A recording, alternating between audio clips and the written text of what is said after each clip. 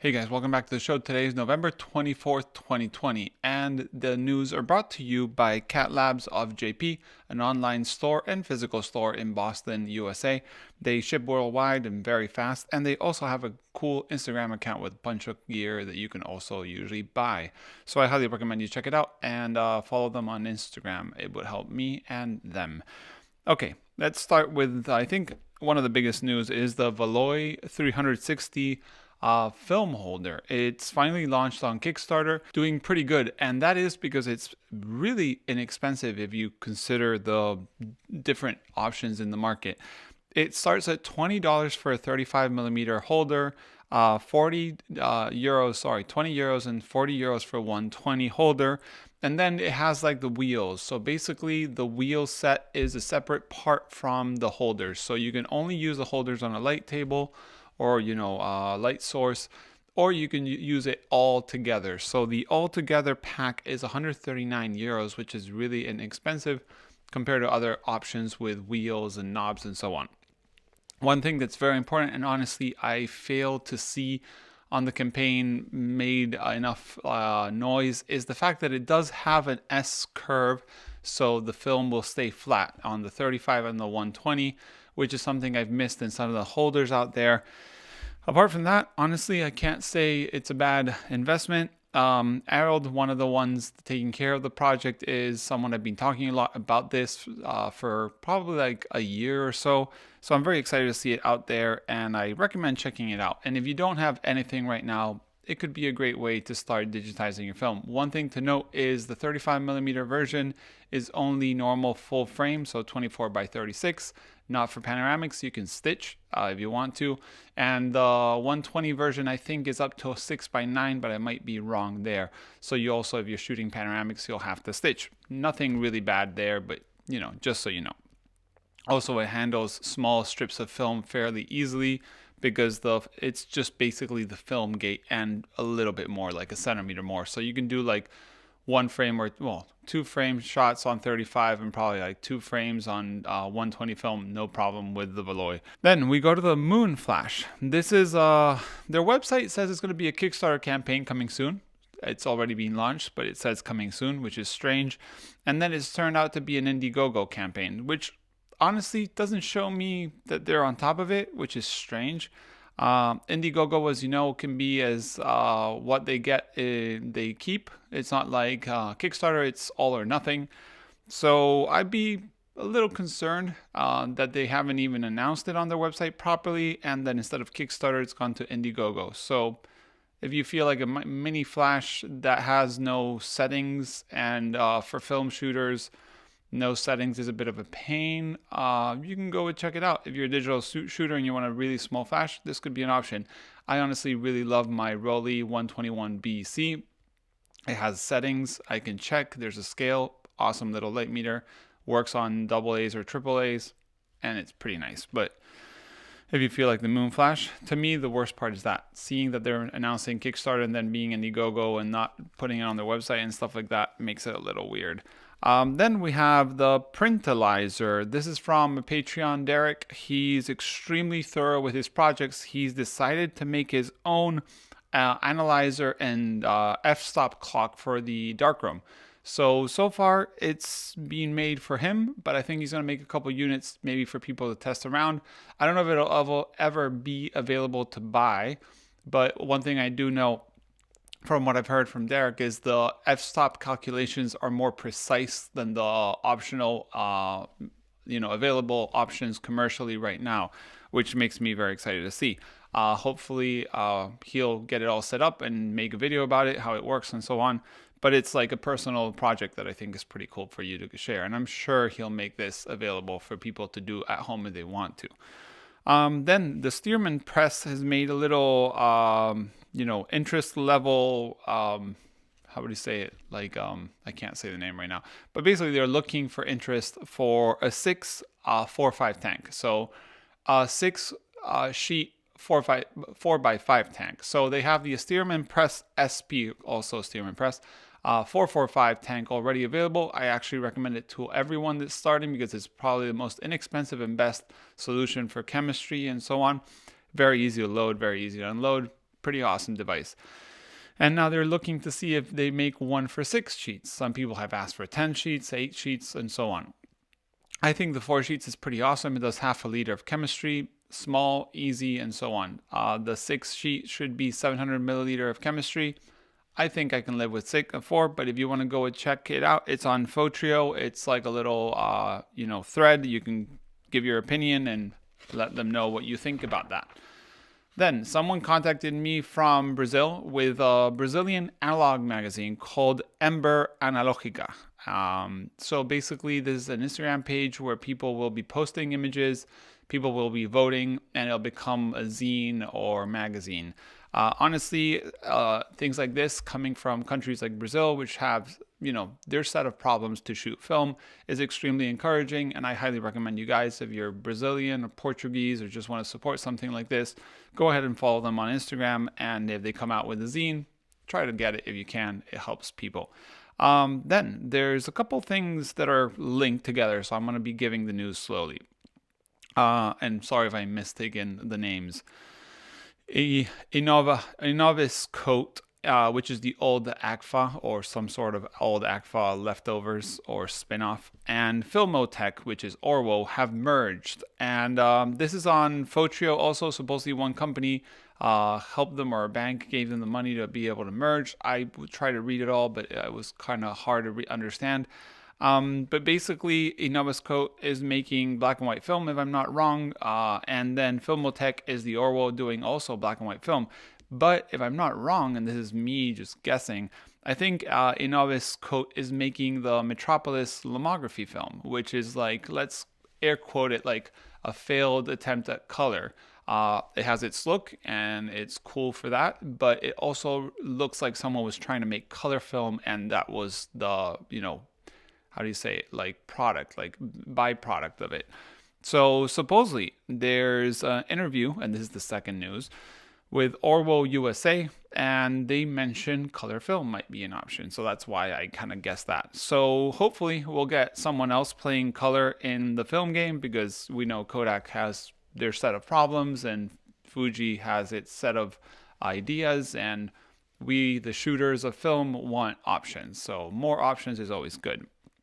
Then also, I had reading through these threads on different forums, I found out that Orwo has made the N75 film. So Orwo had the N74 Plus, which was, if I'm not wrong, is 400 ISO black and white film, mostly shot for cinema, but also you could buy cans and spool it yourself.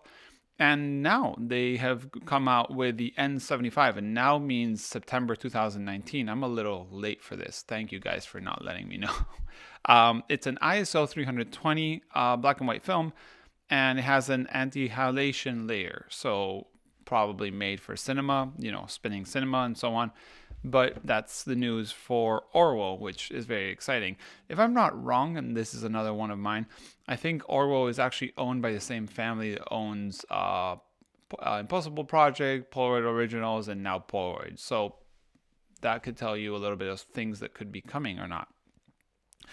Then there's Chroma has updated their 679 camera, which is basically like a day old, and included a Mamiya Press mount. So now you can also use Mamiya Press lenses, which are highly looked for cameras like the Homunculus, this one, and the next one, the Ligero69. So Chroma basically has mounted this so you can use it on their 679, which is a modular camera, different parts, different pieces, with different backs. It's pretty cool. It's kind of like, reminds me of, what was it called, Mercury camera, which was like a Frankenstein of everything. So every part could be changed and made into different modular cameras. This looks like a slimmer option for medium format shooting. Then there's a film holder made by someone, open source if I'm not wrong, called Rodsgear. And it's an Instagram account I'm following, and I think the maker might be Brazilian, but I'm not sure. And it's basically a spin-off of the previous guy that had made the negative supply with a motor. And this one's 3D printed, and it has a motor and has the 3 buttons, which one is like advance and shoot, and then micro adjustments with a little joystick, like kind of like a PlayStation the dual shock kind of thingy. Pretty cool. I highly recommend you check it out. These things are nice to have, and there's pretty much options for every kind of different budget. You can be a very student that can't afford to buy all these things. You have the pixelator. Maybe you are someone that likes like really cool devices that are nicely designed and also very functional. You can go for negative supply. And then in the middle, there's all this mumbo jumbo stuff, which is pretty cool. Then, as I said, there's the Ligero69 camera, which is also a Mamiya Press camera body, which is a cone with the back that holds the Mamiya Press film holders. This, I think, is open source, but you can also order it from them for $95. It's pre-sale till December 1st, so you have a week more to order it. And then we have news from Adox. Adox has been talking about Scala reversal chemistry, and it was coming, and it's finally here. And it's basically pretty cool. It's easy to ship. Supposedly has no harmful chemicals in it, so it can ship anywhere in the world. It is very long lasting, so it won't go bad fast, which supposedly was an issue. I've never done reversal, so I'm speaking out of what I've read on the press little notice. And then also do remember that you can make slide film out of all black and white film, but of course, the base of the film has to be transparent. If not, you're going to have like a grayish highlights. So, for example, Adox has the 160 film and the 20 film and the 50 film, which supposedly have a very transparent base. So, and the kit is not too expensive. I think it renders like 2 liters and it's like 40 euros. So not too bad. Now we go to Kodak, and Kodak, as we all know, has been in the business of making film and nowadays making all sorts of other things. And now we have Kodak metal cases. They are resembling the retro metal cases from, I don't know what year, but long ago. These are like longer, so they kind of resemble the Japan Camera Hunter, which previously were the Fuji kind of film holders, at least the 121 I've seen at Fuji. This one's long. It does 35 millimeter film. And basically, I think is 4 to 5 rolls, $25, and it comes in all these classic, cool, retro-looking Kodak colors. It is not sold by Kodak, but a partner for merch, I guess. And honestly, they do hit that retro vibe and want to.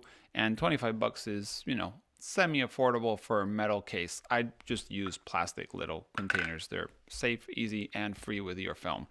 Then we have news in the cinema world, and I like to include some if I know about it. Looks like Cinelab in London is going to be, or is already developing 65mm film. And you might be wondering, 65mm film, what is that? That is the big chunky film which you can shoot if you have one of those big chunky expensive cameras. And that's amazing. So supposedly Cinelab London is the only lab in the world, and don't hold me accountable for that, they said it, that can develop all kinds of cinema film. So I guess 8mm, 16mm, 35mm, and 65mm, which is super cool. We are seeing more and more use of film in the cinematography world, which is always good news. Hopefully when this is over, we'll see a lot more of that use. Then we've seen Intrepid news. We have hints of an Intrepid Color enlarger and controller. So Intrepid posted on their Instagram stories that they're working on a little device to do color enlargement. So that's pretty cool. And remember, the Intrepid has a kit that goes on your large format camera through a Graph-Lock holder, so it doesn't have to be an Intrepid camera. It can be a Chamonix camera, it can be a Cinar camera, it can be a Cambo camera, as long as it has the Graph-Lock back. And basically it's a light source and then has a little controller and all that. Well, they're making it for color. It's coming to Kickstarter next year, early next year, he told me. And also from Intrepid, there's now the option to purchase a 4x5 Fresnel, or I think you say Fresnel. That's me reading Fresnel, but it's spelled Fresnel, but you say Fresnel, which basically you set on the back of your camera, always after the ground glass. So it should be camera, glass, or ground glass, and then Fresnel or Fresnel. And the little spikes should go inwards. And what this does, it let's say, reorients the light. So when you're using wide angle lenses, the light on the corners is hit at such an angle that usually it gets darker, and you probably would have noticed this on 4x5 shooting with a 90 or wider. And these Fresnels, what they do is they change that light angle and show it brighter. So when you look at the ground glass, instead of being like dimmed on the corners like vignetting, it's actually all bright. It's really, really useful for wide angles. If you're using like a telephoto, which on Intrepid cameras probably you won't because it maxes out like around 300 mil, it's not the best option, but you can always live with it. So yeah, that's exciting. You can buy it as an add-on and basically unscrew the back and place it on your ground glass and probably some other cameras. I'm guessing it's compatible with other 4x5 cameras, but also don't hold me on that one. It should be a standard size, más o menos, but who knows.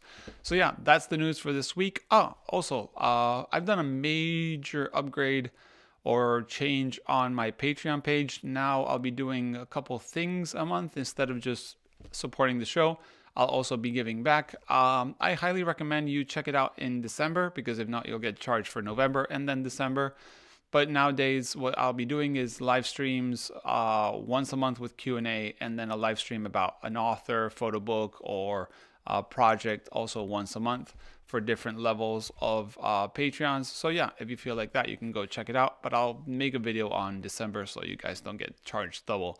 So yeah, thanks guys for watching. As always, remember you can send information to the email below, like that Orwo N75 that I didn't know from a year ago. You can send that. And also thank you Catlabs for sponsoring the news. See you guys in the next one. Bye.